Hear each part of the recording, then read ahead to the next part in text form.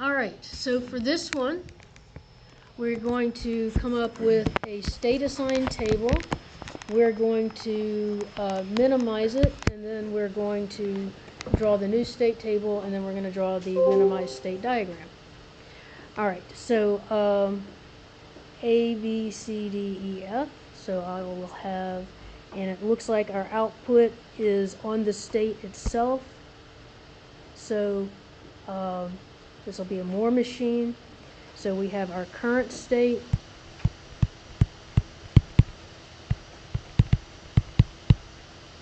and we have our next state. We just have a 1-bit input, so I'll just give it a name. I'll call it W. We don't know what it is. W equals 1, W equals 2. W equals 0. I've just changed the whole world of binary. It's no longer 0 and 1. It's now 1 and 2. And then our output does not depend on the input, so I don't need 2 of those. A, B, C, D, E, F.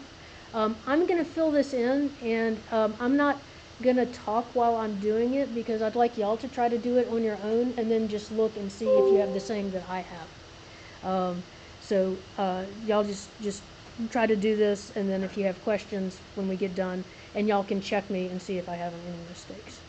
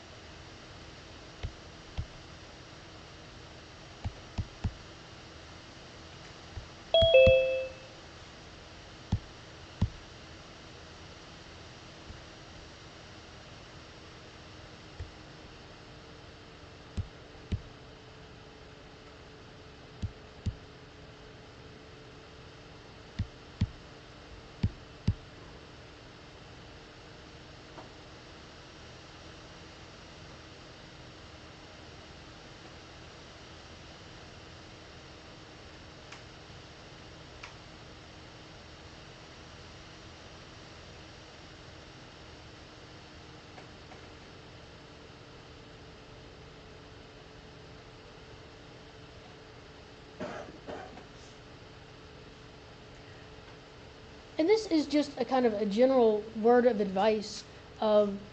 Sometimes when you take a test or you're doing homework, you look at the instructions and you have no idea what they're talking about. Perform a partitioning minimization procedure. It's like, what is that? Like, you probably do know what that means, but just in case you don't, just, remind yourself, like, well, what have we done with state diagrams that might have minimizing in it? And just, don't ever let yourself be freaked out, because a lot of times when professors write questions, they want to include, like, assume that all numbers are real, or assume, it's like, well, what does that have to do with anything? It just means that they don't want to, like, have something that you've never thought about that someone could say, well, you've got an exception in here. So just always just try to answer the question based on what you know, and don't worry about if there seems to be something confusing in the question.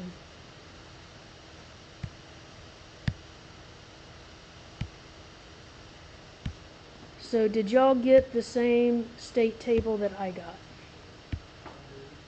Okay, all right.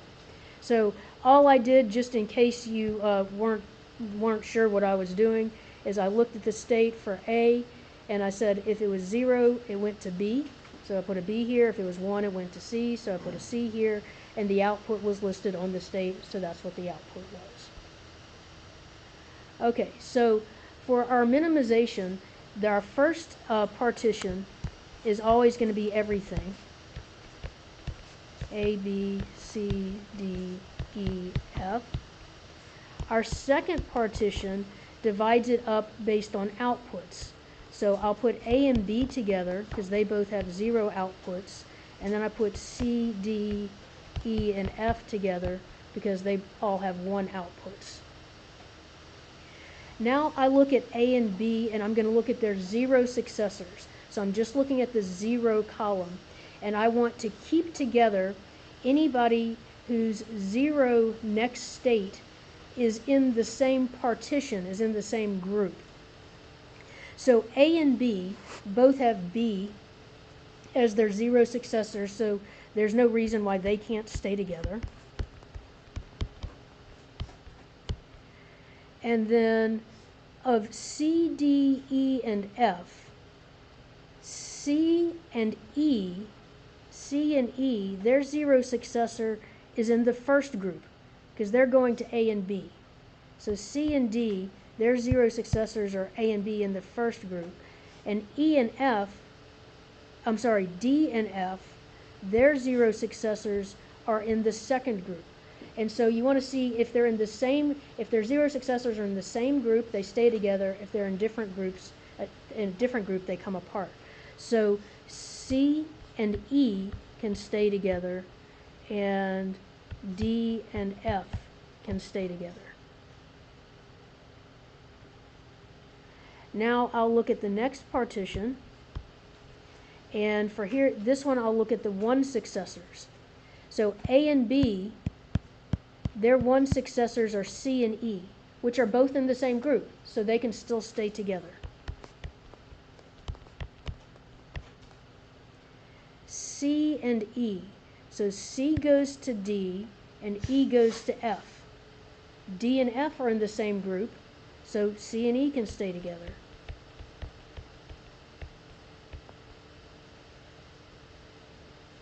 D goes to C and F goes to E, so they go to C and E, which are in the same group, so D and F can stay together. So partition 2 equals partition 3. It didn't make any changes, so we know that we're done. So now I want to write a reduced state table.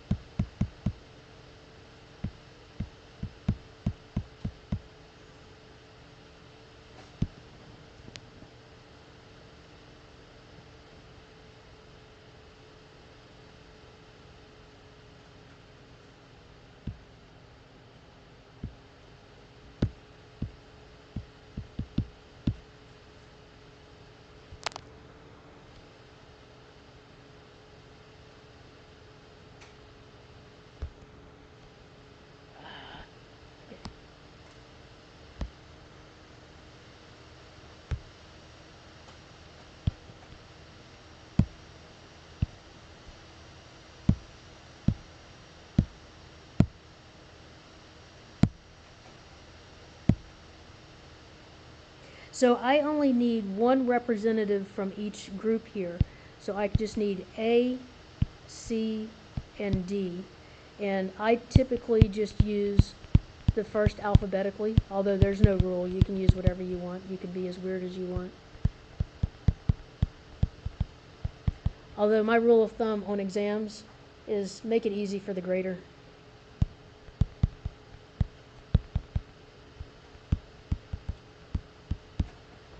Okay, so for A, the next state is B, but B is not in my reduced table, so I have to just use the representative from that group, which is A. For C, my next state is B. I'm doing my zero successors. I'm going down this column. So for C, my next state is B, which is identified here as A. And for D, my next state is D, and I can just use D. And then for my one successor, for A, it's C, which is one of my reduced ones. For C, it's D. And for D, it is C. So those, I can just use all of those. And my output for A is 0, and for C and D, it's 1.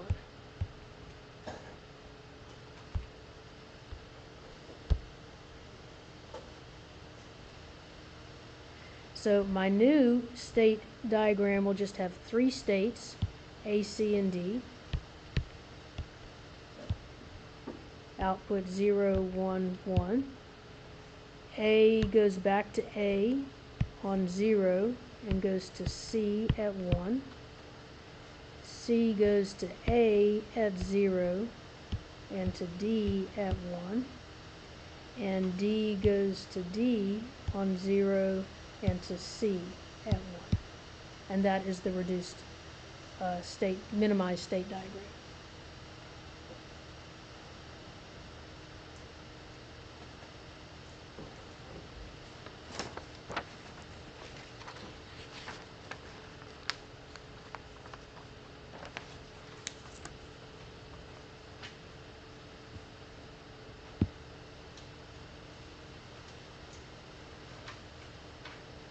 Questions on that before we go on to the Verilog?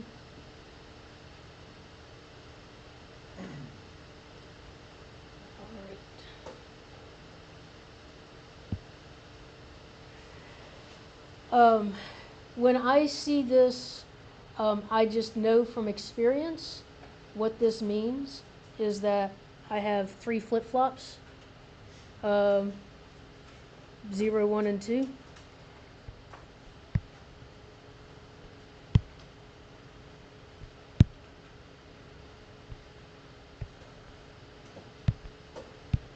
And D flip-flops are always the easiest to use. I suppose you could use other flip-flops if you wanted to make a very complicated circuit because you're just kind of bored with taking exams and you're like, yeah, I've got 2 hours to take this exam. I might as well make this as complicated as possible. I wouldn't recommend that. So this is kind of my advice for people who aren't really sure that they'll know how to do this. Just know that, like, I came in, and I haven't really even looked at it yet, but I know I'm going to have these flip-flops, so I drew that. I'm getting started on it. I know I'm going to have a clock, so I can go ahead and put that in. Usually, if I have an if statement, that means that I'm going to have a multiplexer going with each one of these flip-flops. If I have an if or a case, that's not always true, but it usually is. And so I'm just going to go ahead and put one in. And if I have to erase it, I can do that. But this just kind of gets me started.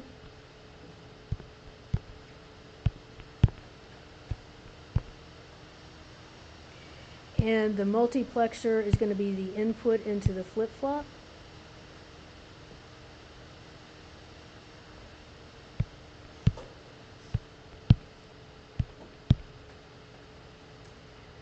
All right, so now it's time for me to look at my code and see what I've got.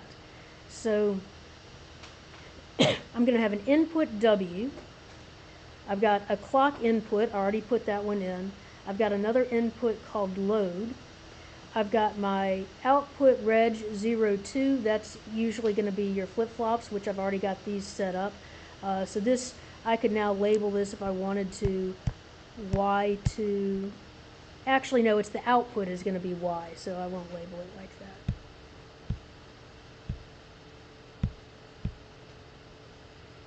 I no longer have an eraser. I can't make any more mistakes. Wait.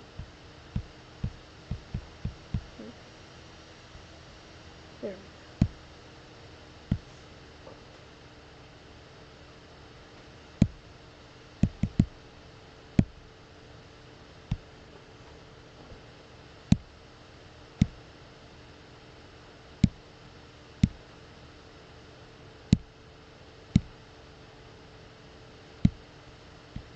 Does anyone else ever have trouble with their touch screens? Just like not. Okay. All right. Then I've got my if. Whatever's in my if right here, or my case, if I had case and something, case load, that's going to be what the input into the multiplexer is going to be. Because the multiplexer is the decision maker. The multiplexer looks at what comes in and then decides what goes out. And so a load is going to be what goes into the multiplexers.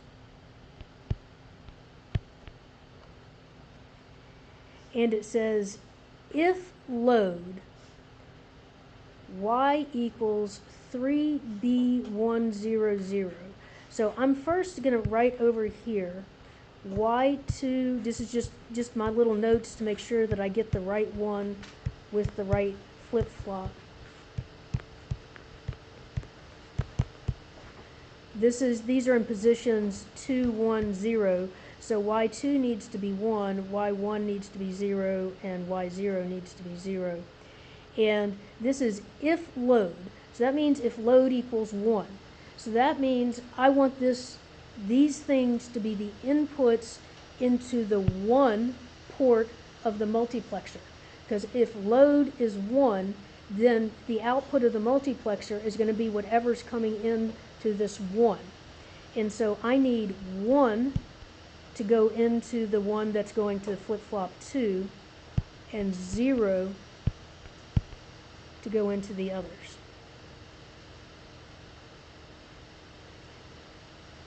That was if load was 1. If load is not 1, then load is going to be 0, and so that means I want to have the next input going into the 0 port. So it says y0 is going to be y1 or y2. Okay, so I need to get, these are my outputs.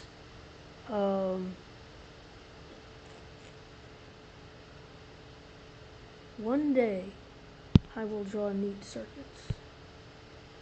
Today is not that day.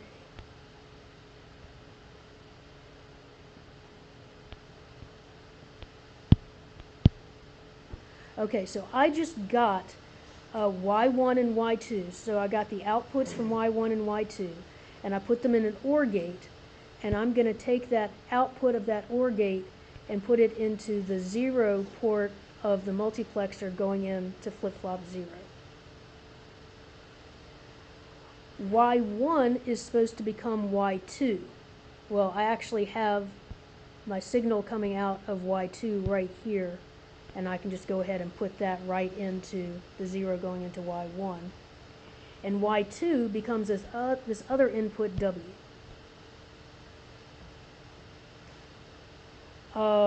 In this particular circuit, we're not doing anything with the output of flip-flop 0. Don't know why, but we're not, because that's it. So we're now done with this.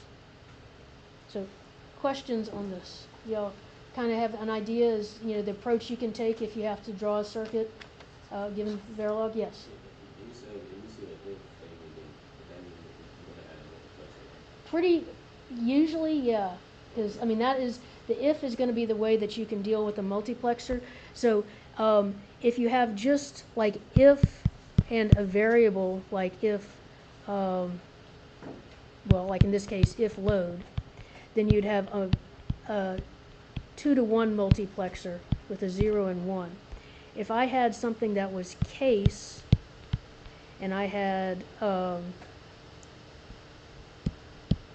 2B00, 2B01, 2B10, 2B11, I would still use a multiplexer, but this time my multiplexer would have 2 inputs. So like maybe this was a variable A that was 1 to 0, and I would have A1 and A0 going in here. Or you could conceivably just have A, just say A going into there. But because I have 4 things, I'd have a 4-to-1 multiplexer. And you could have an 8-to-1 multiplexer. There's a new perfume in here. Oh, that's the box that came off this table. Okay, yeah, someone cleaned up in here. All right, any other questions?